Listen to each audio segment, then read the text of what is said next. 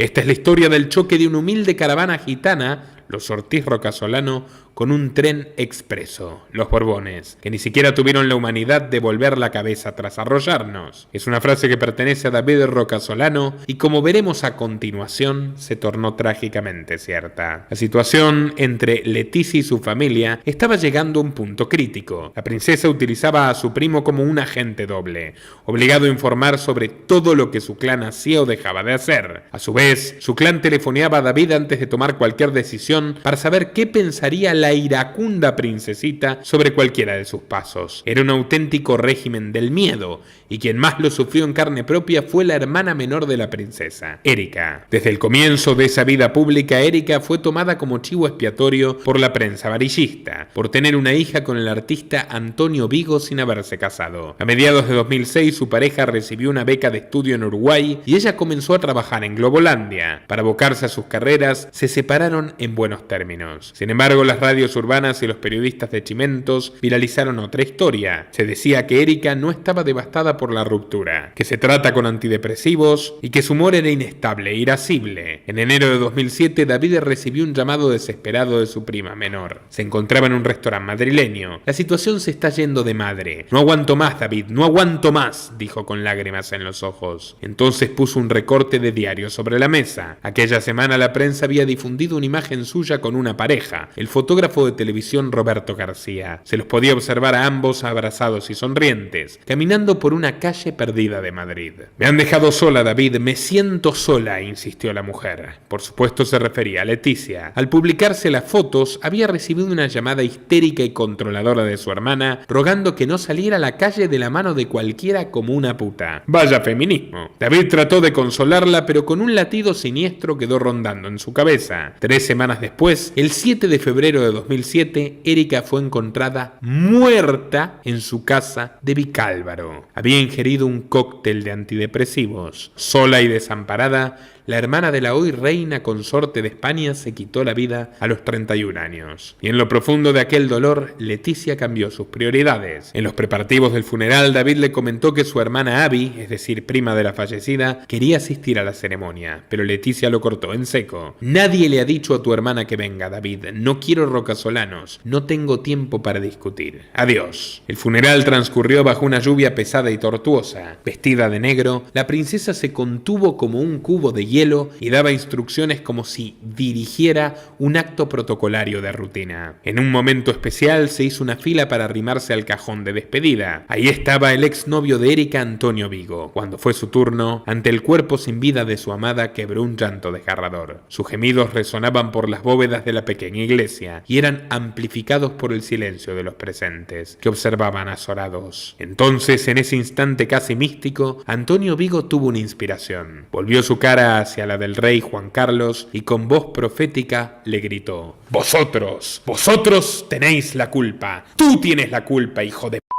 Tú la habéis matado. Las mejillas de Juan Carlos temblaban, mantenía la vista al frente pero estaba tradicionalmente colorado. Evitaba los ojos de su verdugo moral. Fue tal el bochorno que sintió el monarca que al salir ante cientos de fotógrafos, Leticia se arrodilló a sus pies para disculparse. Quedaba claro a quién le pertenecía la princesa. No se arrodilló ante sus padres desconsolados, a quienes más daño les había hecho, sino ante su majestad. Recién cuando estuvo bajo los flashes de los paparazzis, Leticia dejó que rodaran sus primeras lágrimas, mientras Felipe soltaba una verdadera estupidez. Gracias a todos por la comprensión. Sentimos el remojón que estáis sufriendo. 3 meses más tarde, el 29 de abril de 2007, llegó la segunda hija del matrimonio, la infanta Sofía. Por su estilo de crianza, Leticia fue comparada con su homóloga Lady Di, que solía escapar con sus hijos del opresivo rigor palaciego y mezclarlos con el resto del vulgo. Recomendamos nuestro documental del rey Carlos de Inglaterra, que en su versión original superó el 1.000.000 de espectadores y que ya se encuentra nuevamente disponible en YouTube. Estará al final de este para que puedan verlo, al igual que el del rey Juan Carlos. Durante las vacaciones en Mallorca, la princesa iba al mercado con sus hijas y las hacía conversar con los comerciantes. Una vez incluso se paró delante de un puesto de kiwis y dijo: niñas, tomad nota, hay jóvenes que estudian y dedican sus vacaciones a trabajar. Otras veces salían a comprar los regalos de Navidad o a ver una película en el cine, vestidas con unos vaqueros como como gente común. En una ocasión, antes de que comenzara la función del cine, un niño se acercó tímidamente y pidió fotografiarse con ellos. Ahora no podemos, no estamos trabajando, lo retó la princesa con furia. La pobre criatura se puso a llorar. Felipe, avergonzado, lanzó unos ojos asesinos a su esposa y trató de consolar al pequeño. Pero más tarde, en la oscuridad de la sala, los personajes de la película llegaban en su máquina del tiempo a los días de la Revolución Francesa. De repente, los espectadores comenzaron a entonar: ¡abajo la monarquía! ¡Abajo la monarquía! Otra habitual salida civil de los príncipes era visitar el Ebla Bar, un lugar de cañas y yaguarmas de Madrid. Se trata de un sótano a pocos metros de los cines Princesa, curioso nombre, que suele ser punto de encuentro de músicos bohemios, actores o incluso directores famosos como Pedro Almodóvar. Una noche de 2013, Leticia llegó al bar con sus amigos y pidió al camarero que suba la música y baje las luces, porque querían bailar. Su Alteza Real, ¿dónde anda hoy don Felipe?, preguntó el empleado. Esta noche no soy su Alteza, cariño. Don Felipe está de viaje en Venezuela en el funeral del comandante Hugo Chávez. Venga un brindis por él. Leticia tenía buenas razones para despejarse. Había empezado uno de los años más complejos de su vida borbónica. El primer golpazo llegó el 2 de abril, cuando David Rocasolano le clavó un puñal artero por la espalda y publicó: adiós, princesa. Tras la muerte de Erika, el primo había dicho basta y planeó una secreta e impiadosa venganza contra la monarquía, que preparó silenciosamente durante años. En sus más de 200 páginas, el abogado hace circular la imagen de una Leticia despótica y temeraria. Allí reveló muchos de los secretos que nutren este documental, como el aborto que él mismo hizo desaparecer de los registros oficiales. Años después, le preguntaron si se arrepentía de exhibir la intimidad de su prima. Para mí, ya no es mi prima,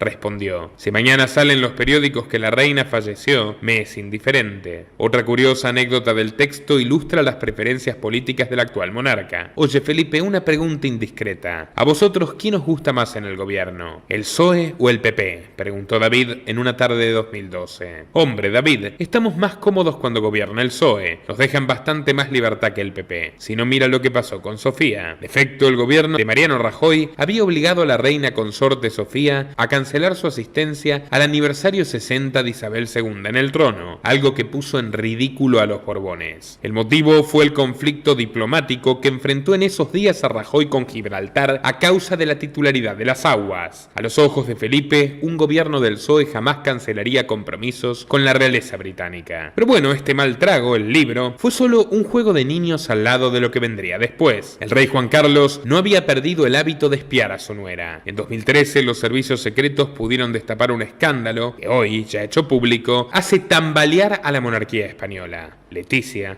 le fue infiel a Felipe durante años. El tercero en discordia fue Jaime del Burgo, un empresario y abogado oriundo de Navarra, hijo de un prominente político del Partido Popular que fue presidente de dicha comunidad. La relación comenzó cuando Leticia era todavía periodista de RTVE. En 2003 Jaime le propuso matrimonio, pero ella ya estaba viéndose con Felipe y tuvo que cortar la relación. Del Burgo fue invitado a la boda real como amigo de la princesa e incluso salió como su testigo. Pero bueno, ya lo decía el gran Sabina: sabes mejor que yo que hasta los huesos solo calan los besos que no has dado, los labios del pecado. A los pocos meses el fuego rebrotó. Los viejos amantes se reencontraron y consumaron su pasión durante largas veladas secretas. Como si faltara morbo a la historia, corría el año 2012 y Jaime del Burgo se casó con Telma Ortiz, la hermana de Leticia. O sea, la reina no solo engañaba a su marido, sino también a su hermana. ¿Y dónde se reunían los cuñados para intimar? En el Hotel Fairmont Juan Carlos I.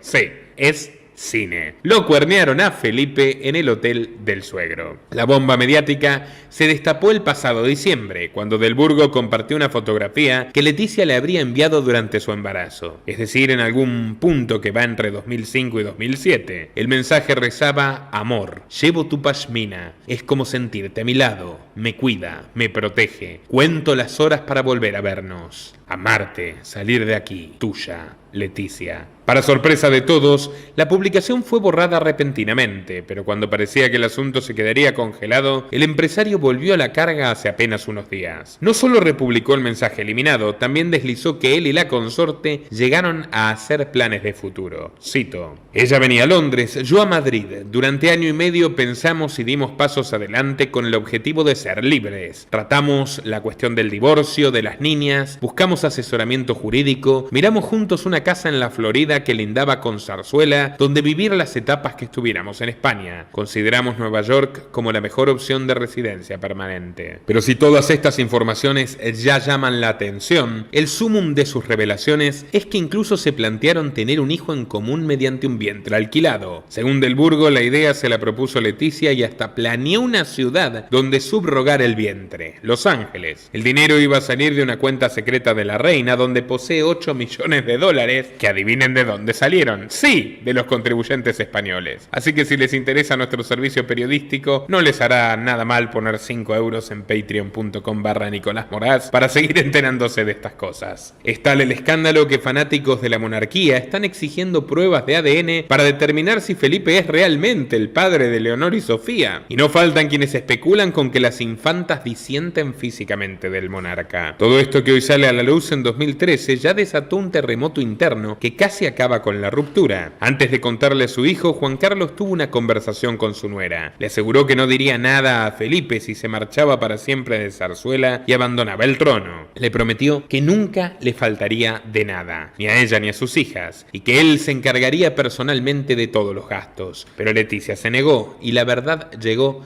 a oídos de Felipe. Una vez más, el príncipe eligió salvar el prestigio que su dignidad. En lugar de divorciarse, dio la orden de seguir a su esposa a todos los lugares que asistiese, en cada viaje y en cada salida, y que le fuera informado todo lo que hacía y con quién se veía. Una salida tibia para tratarse de un cuasi rey, puede ser, pero había razones de peso para no echar más leña al fuego. La monarquía española atravesaba la peor crisis de popularidad de todos los tiempos. Un año atrás, Juan Carlos había sido fotografiado cazando un elefante en Botsuana. Posaba orgulloso con escopeta en mano y el cadáver del gigante arrollado contra un árbol. Aquella noche, el monarca celebró su proeza embriagándose con sus colegas africanos. Los testigos cuentan que alzó la copa y gritó: «Soy el rey y hago lo que se me da la gana». Y esto es real. Pero la euforia lo hizo y cayó de espaldas al suelo, fracturándose la cadera. Literal. Mientras se recuperaba en Madrid, se supo que había viajado a Botsuana con su amante, la famosa Corinna Saint-Wittgenstein, y que el safari era un regalo para su hijo de 10 años. Además, se descubrió que la hazaña del rey no era tal. No había podido rematar al elefante y sus escoltas terminaron la tarea disparándole 30 proyectiles con sus rifles. Al salir de la internación, Juan Carlos pidió perdón con sus ya célebres disculpas. «Lo siento mucho, me he equivocado y no volverá a ocurrir». Poco después salió un artículo de The New York Times que estimaba la fortuna personal del rey en 1.800 millones de euros. Ya lo decía el eterno Charles Maurice de Talleyrand: «Es costumbre real el robar, pero los Borbones exageran». En fin, la gota que rebalsó el vaso fue la revelación de que había usado fondos públicos para remodelar la mansión donde vivía su amante. El 2 de junio de 2014, a las 10:30 de la mañana, el presidente conservador Mariano Rajoy anunció que Juan Carlos I abdicaba al trono de España. El 19 de junio, Felipe VI fue proclamado nuevo rey ante las Cortes Generales, lo que convertía a nuestra protagonista Leticia Ortiz Roca Solano, la infiel republicana, en la nueva reina de España. Lo primero que quedó claro es que la corona española comenzaba a cambiar, y por cambiar me refiero a asumir 100% la agenda progre. Por primera vez en la historia, el rey de España fue proclamado ante un crucifijo y en su primera audiencia oficial recibió a referentes de la comunidad LGBT. También anunció que su reinado traería una monarquía ecológica y que la zarzuela devendría en un palacio verde. Así, Leticia puso en marcha una nueva normativa que rigió para todos los empleados, desde el servicio de limpieza hasta los más altos funcionarios, y esta debe cumplirse bajo pena de sanción. Sus normas afectan la energía, las cocinas, los choferes, los jardines, en fin, una verdadera revolución de Davos que dejaría orgulloso a su viejo amigo Bill Gates, y por eso Schwab ahora sí le invita a los meetings.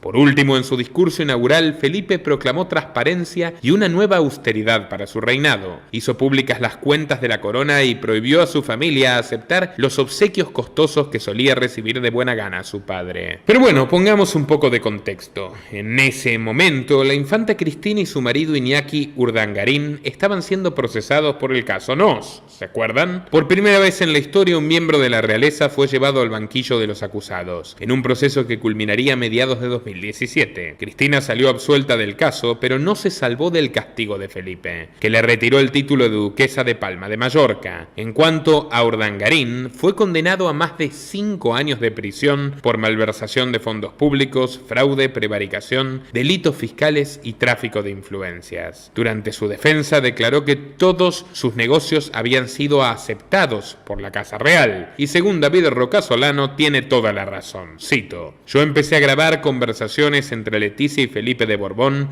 cuando vi ciertas cosas que tienen que ver con temas económicos. Me dije a mí mismo, esto es peligroso. Según el primo de la reina, el dinero en negro en la casa del rey es parte de la normalidad, un goteo frecuente de empresas privadas que buscan su lugar entre la familia Borbón. Iñaki no hizo más que imitar a los demás, pero lo pillaron cometiendo una infracción. En ese sentido, Felipe fue más precavido que su cuñado", agrega David, que, para finalizar, asegura que guarda comprobantes de cuentas bancarias de Leticia y de Felipe como su propio seguro de vida. ¿Tomaron nota? El periodista Leonardo Faccio, autor de La Reina Impaciente, pidió ver los documentos en persona y escuchar las grabaciones que incriminan a los reyes. Pero por razones de seguridad, Roca Solano prefirió no hacerlo. Preserva esa información, repito, como un arma de autodefensa. Es gente peligrosa. Y si no, miren nuestro documental sobre Juan Carlos y cómo terminó su hijo no reconocido. Video recomendado. Lo que sí se filtró fueron los chats de Leticia con Javier López Madrid,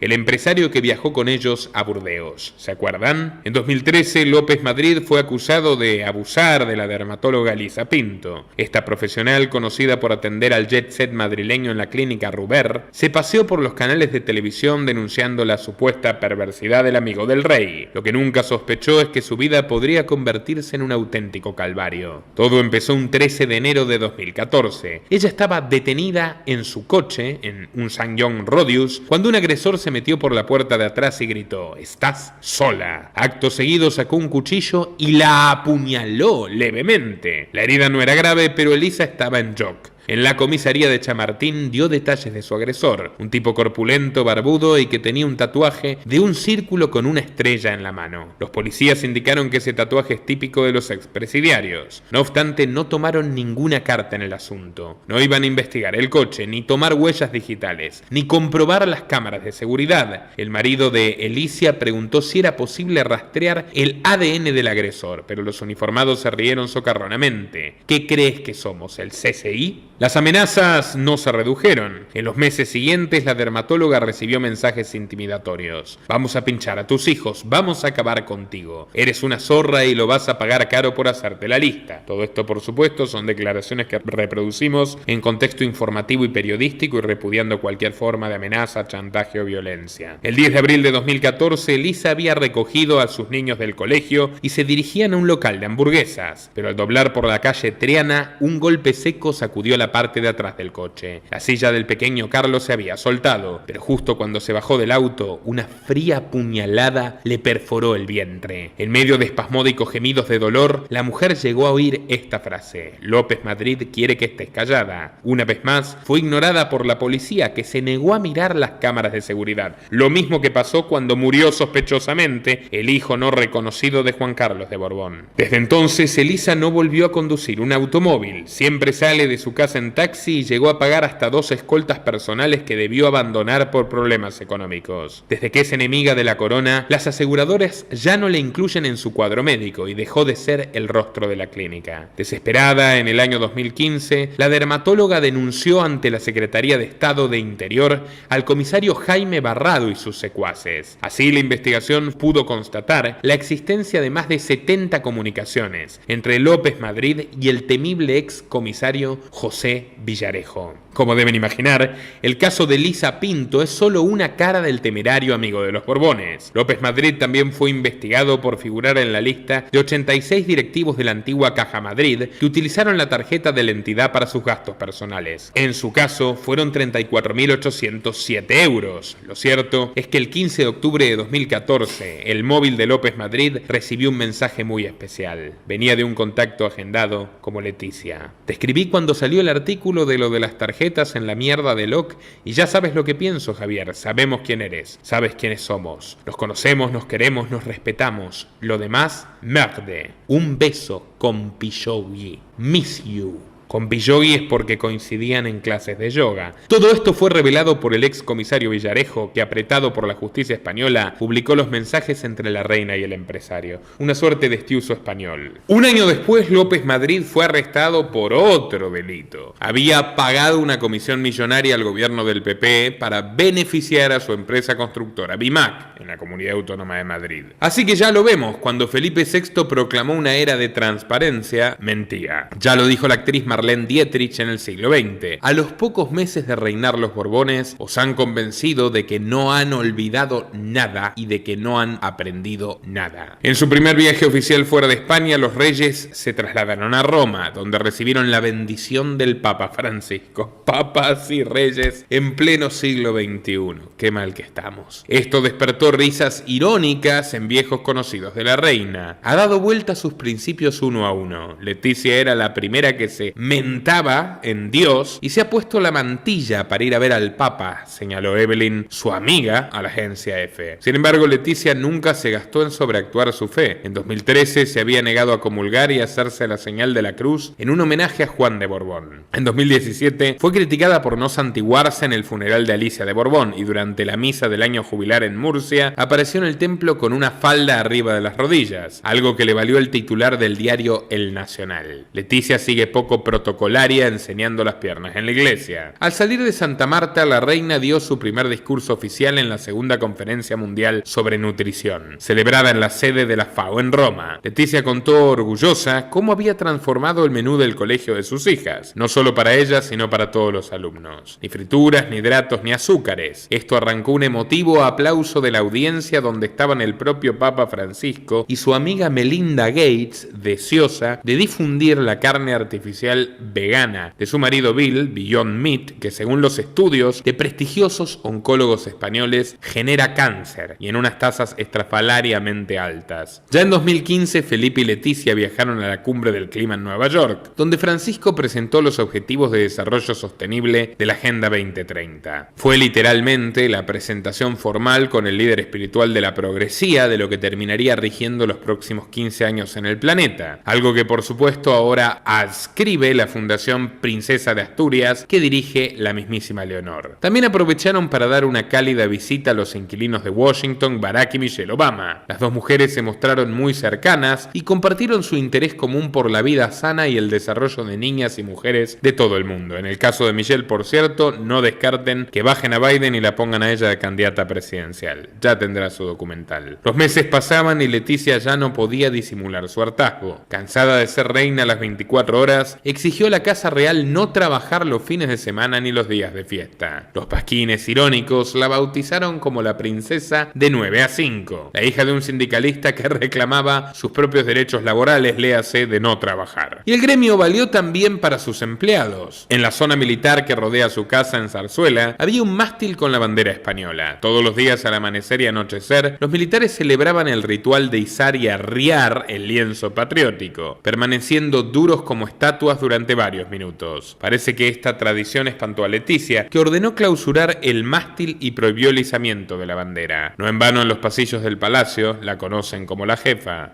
Otro episodio de irreverencia ocurrió en 2016, cuando los reyes visitaron la biblioteca del Museo de Guadalupe en México, junto al presidente de entonces, Enrique Peña Nieto, y su esposa. Como la reina no dejaba de conversar con la primera dama en voz muy alta, Peña Nieto le pidió cordialmente que guarde silencio. Esto desagradó a Leticia, Leticia, que se alejó del grupo y comenzó a toquetear los históricos libros del prontuario, que databan del siglo XVIII y fueron recopilados por religiosos franciscanos. Una funcionaria tuvo que pedirle al rey que por favor su mujer deje de profanar las reliquias nacionales. Poco a poco Leticia dejó de acompañar a Felipe a las ceremonias que le aburrían, como la jura de cargos o las conferencias de empresarios, y emprendió su propia agenda, llevando por el mundo las banderas progres. Voló a París para presidir el Congreso Mundial contra el Cáncer. Visitó Senegal para apadrinar proyectos sobre cultivo ecológico y contra la mutilación genital femenina. Aterrizó en Haití y República Dominicana para visitar a cooperantes dedicados a la distribución de agua potable, por más que estuviesen involucradas iniciativas muy polémicas como la Fundación Clinton y Bill y Melinda Gates, acusadas de utilizar a los haitianos como conejillos de indias para todo tipo de experimentos sociales lúgubres. Muchos pensaron que la reina trabajaba menos por el mismo sueldo y el diario La Razón tituló La reina ausente. Tampoco era inusual que la pareja real sufriese silbidos y abucheos en público, sobre todo en Cataluña, un histórico bastión antimonárquico. Durante la séptima entrega de los premios Princesa de Girona, un centenar de manifestantes se agolpó en las calles para gritarles «¡No tenemos rey!» y exigir la independencia de Cataluña. Pero Leticia era muy orgullosa como para soportar el repudio. Al día siguiente llegó 2 horas tarde al Palacio de Congresos de Girona y retrasó la ceremonia entera. Con Sofía no pasaba esto, se debe estar maquillando, se quejó uno de los escoltas. Pero no, solo estaba cobrando una venganza. Aquel año, los Borbones volvieron a ser abucheados en la ciudad de Oviedo, la cuna de la reina, en plena entrega de premios Príncipe de Asturias. Ya veremos que los chiflidos son una práctica nacional. Por entonces era de público conocimiento la apatía de la reina hacia Mariano Rajoy, presidente de España. No en vano siempre fue republicana. De hecho, se sospecha, literalmente se sospecha, que tuvo reuniones secretas con Podemos, con Pablo Iglesias. Y podemos ver sus sonrisas en esta fotografía, se llevan muy bien. La desconexión entre el PP y la realeza llegó a su pico el 1 de octubre de 2017, cuando Cataluña proclamó su independencia con un referéndum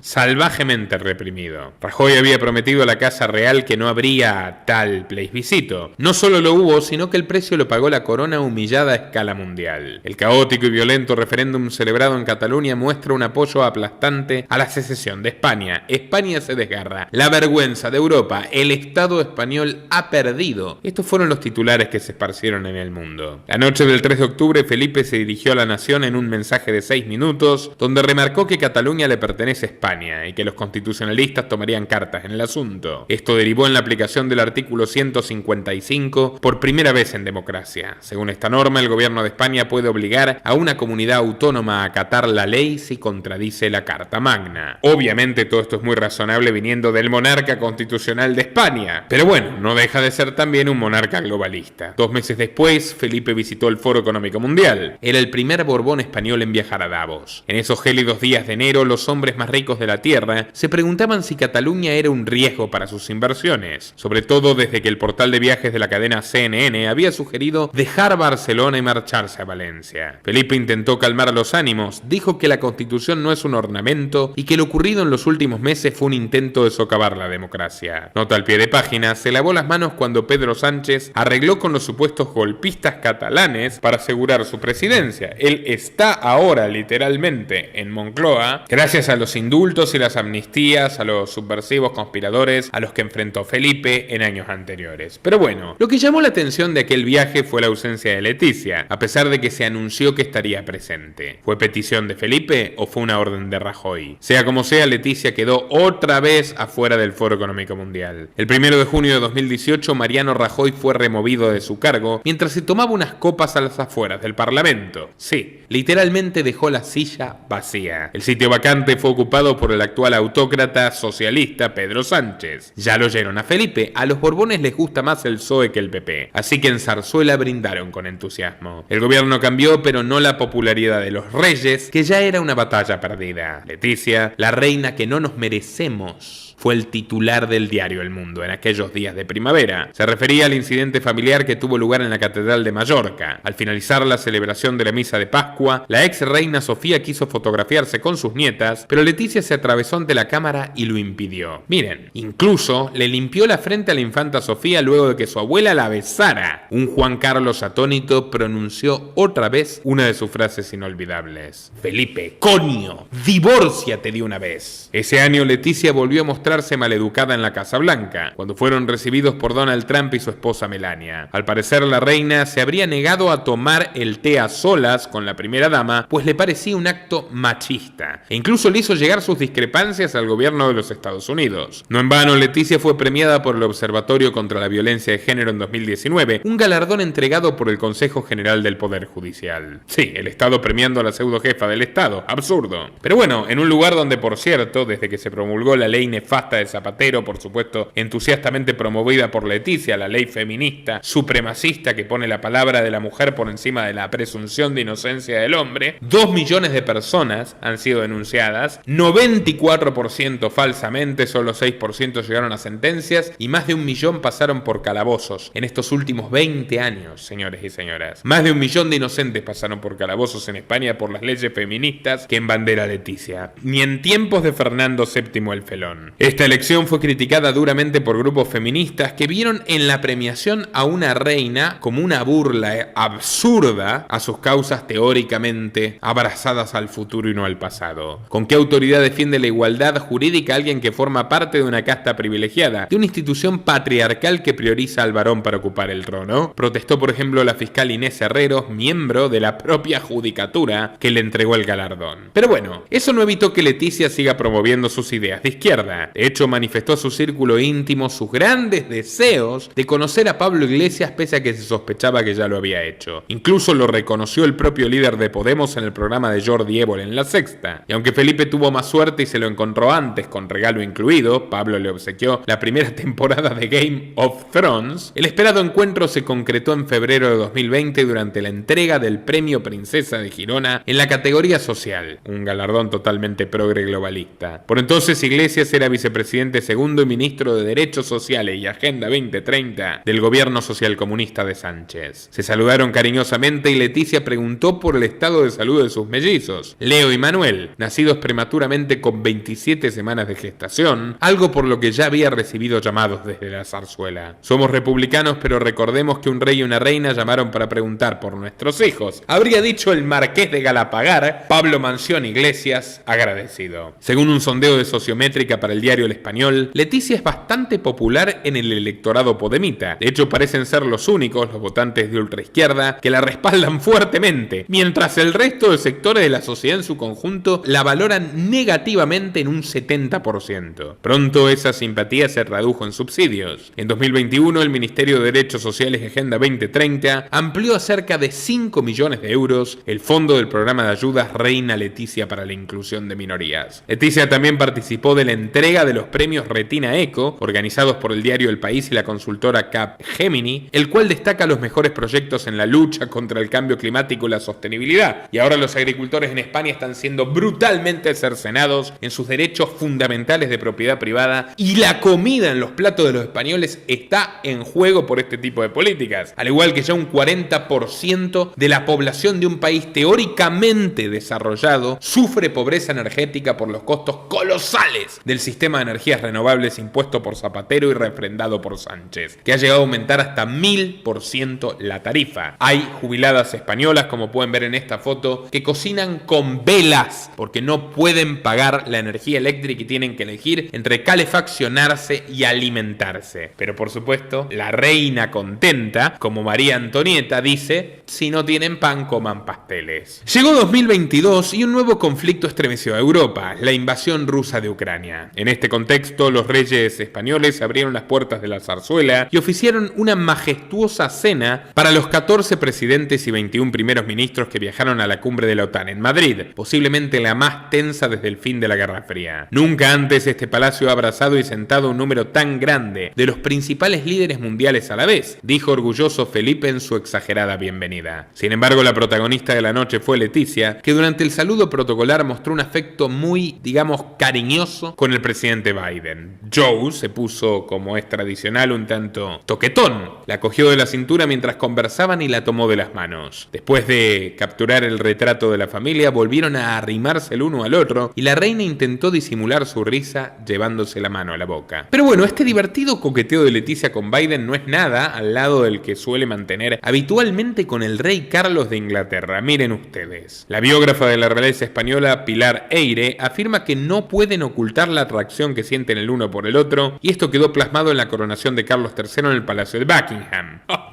esta reina es genial.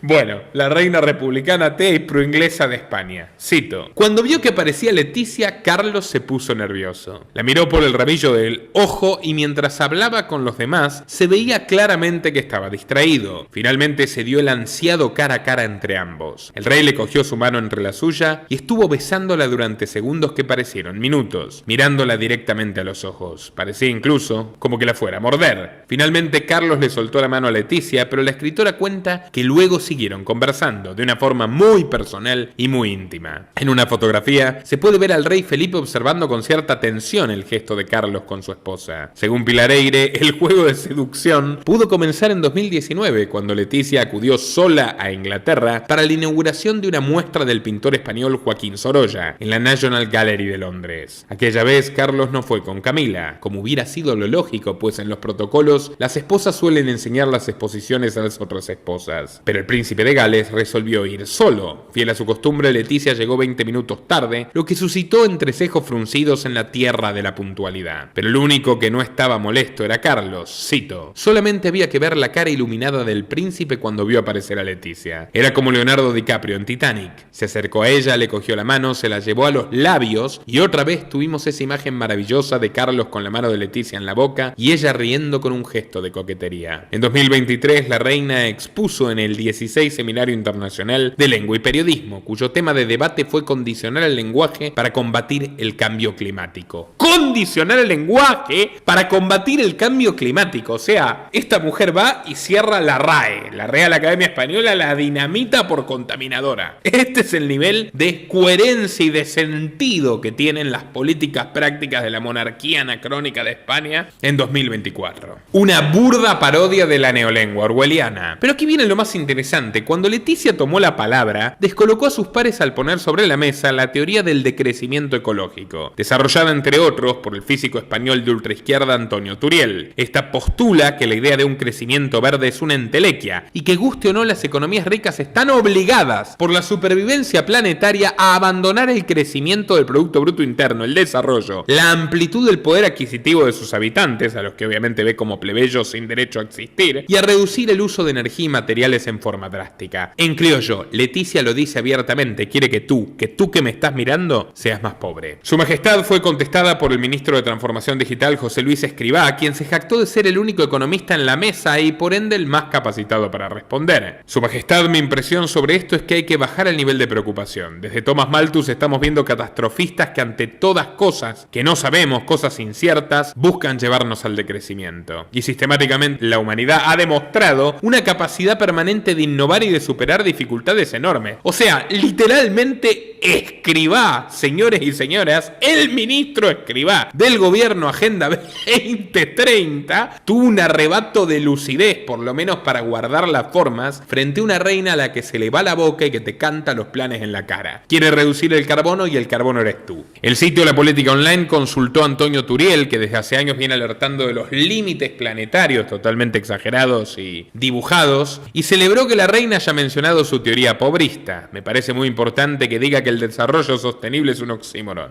Demuestra sensibilidad y conocimiento. Poco después se vio a la consorte de paseo por la Feria del Libro de Madrid, donde se dio una vuelta por el stand LGBTQ. Allí se llevó el libro El fin de la novela de amor de Vivian Gornick, un texto feminista que destruye la idea del amor romántico simbolizado en la monogamia y el matrimonio. Y la monarquía, faltaría agregar. Casi una elección profética. Unos meses más tarde, el periodista Jaime Peñafiel publicó Leticia y yo, el libro que desató la bomba atómica mediática que hoy hace temblar a la zarzuela. Escrito con las confidencias de Jaime del Burgo, el trabajo revela minuciosamente los detalles del affair secreto entre el empresario y la reina, los cuales ya mencionamos en su debido capítulo. Y parece que el Romeo estuvo muy flojo de lengua, pues se quejó ante Peñafiel de que solo contó el 1% de la información dada. Según el autor, debió ahorrarse detalles muy íntimos, como las preferencias de ambos en la cama. Pero bueno, Del Burgo ya anunció que está escribiendo su propio libro. Esto va a ser formidable, así que a no ser que sufra un horrendo tremendo accidente, lo cual en esta historia es muy común, parece que tendremos un nuevo y revelador episodio en los próximos meses. Hasta el momento no hubo una sola palabra oficial de la Casa Real, pero el terremoto ya está afectando a Leticia, que hace años sufre de alopecia, caída del cabello por estrés. Durante su última aparición en la Pascua Militar, la prensa especializada notó que su problema está agravado por tantas tensiones, al punto de tener que aumentar la cantidad de extensiones capilares y recurrir a injertos de pelo. Nuestro trabajo depende de tu apoyo. Para que siga siendo posible, realiza tu aporte desde tan solo $3 por mes a través de Patreon, en los enlaces que figuran en la descripción o en el comentario fijado. También podés hacerlo vía Bitcoin o desde la opción Unirse de YouTube. Y si estás en Argentina, elegí el medio de pago de tu preferencia a través de Mercado Pago. Quienes nos apoyen en Patreon desde $5 mensuales tendrán acceso a análisis, entrevistas, conferencias y documentales exclusivos. También tenemos opciones para sponsors, así que publicita con nosotros a través de patreon.com/Nicolás Moraz.